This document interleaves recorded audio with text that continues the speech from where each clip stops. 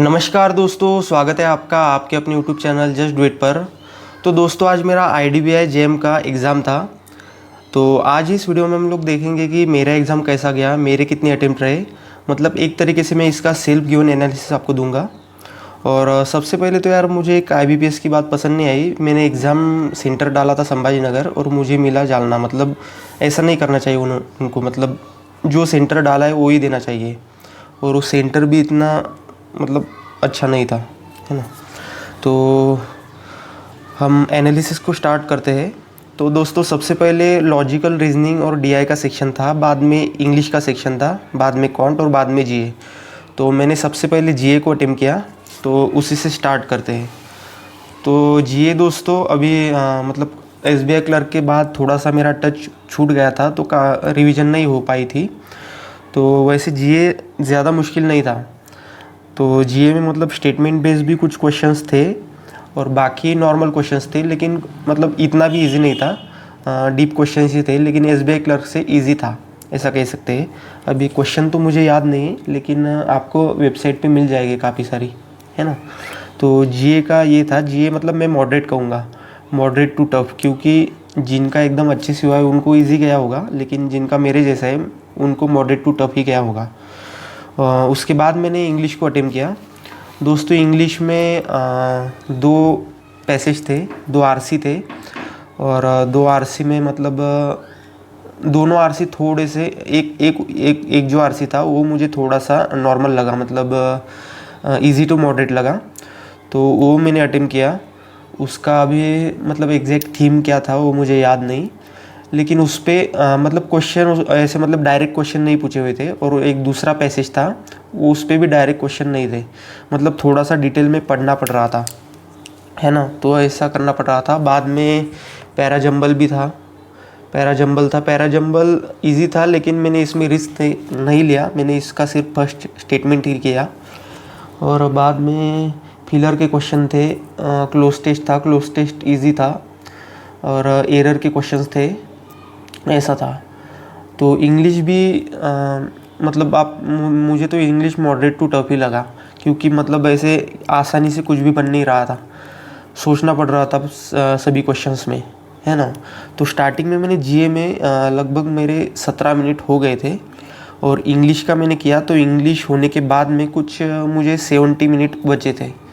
तो उसके बाद मैंने लॉजिकल रीजनिंग और DI का सेक्शन स्टार्ट किया। इसमें मतलब इसमें रीजनिंग और DI का सेक्शन एक साथ दिया हुआ था। तो इसमें मैंने पहले मिसलेनियस क्वेश्चन किए रीजनिंग के मतलब इनइक्वालिटी हो गया, सिलॉग्स हो गए। तो सिलॉग्स और इनइक्वालिटी नॉर्मली थे, बस स्टेटमेंट बड़े बड़े थे। मतलब 4 स्टेटमेंट थे, 3 से 4 स्टेटमेंट थे। और वैसे इसमें भी था, मतलब इनइक्वालिटी में भी था, 4 उस पर स्टेटमेंट थे। और बाद में डायरेक्शन वाला क्वेश्चन था, डायरेक्शन वाला क्वेश्चन भी मैंने किया, डायरेक्शन वाला था। और बाद में मतलब मैंने मार्क फॉर रिव्यू कर दिया, मतलब उसके DI को और रीजनिंग को, तो वो किया। बाद में मैं क्वांट के सेक्शन पे आया। क्वांट के सेक्शन में मैंने मिसलिनियस किए क्वेश्चंस, मतलब जैसे कि सिंप्लीफिकेशन हो गए, simplification, approximation, wrong number series हो गया। और साथ के साथ मैंने अरिथमेटिक भी मैं करते चला, क्योंकि अरिथमेटिक इसमें डुएबल लग रहे थे काफ़ी ज़्यादा। तो अरिथमेटिक किए मैंने, अरिथमेटिक किए, डेटा सफिशिएंसी के क्वेश्चंस किए। तो क्वांट मुझे मतलब उसके अरिथमेटिक इजी लग रहे थे, कुछ क्वेश्चंस छोड़ के, तो मैंने क्वांट किया। बाद में मैं फिर से लॉजिकल रीजनिंग और DI के सेक्शन पे आया, और उसमें मैंने एक पज़ल किया जिसमें मतलब एक बॉक्स पज़ल था, 8 लोग थे। और मतलब पता नहीं था कि कौन सा, मतलब सीक्वेंस पता नहीं था किसके ऊपर क्या है, तो ये बॉक्स पज़ल कहते हैं हम इसे। तो ये मैंने किया। इसमें थोड़ा ज़्यादा टाइम लग गया, क्योंकि थोड़ी सी पॉसिबिलिटीज़ बन रही थी। बाद में एक कौन सा, हाँ, पंजाब, आसाम, गोवा, और मैक्सिमम 3 लोग बैठ सकते थे और मिनिमम 2 तो होने ही चाहिए, ये क्वेश्चन था।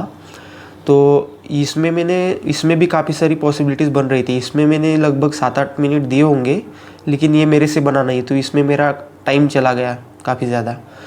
और बाद में एक DI थी स्टार्टिंग की, उसमें 2 क्वेश्चन मैंने किए, 2 से 3, बाकी 3 क्वेश्चन थोड़े से लेंदी थे, 3 क्वेश्चन तो वो मैंने छोड़ दिए। बाद में एक और DI थी जिसमें पाई चार्ट था और टेबल था।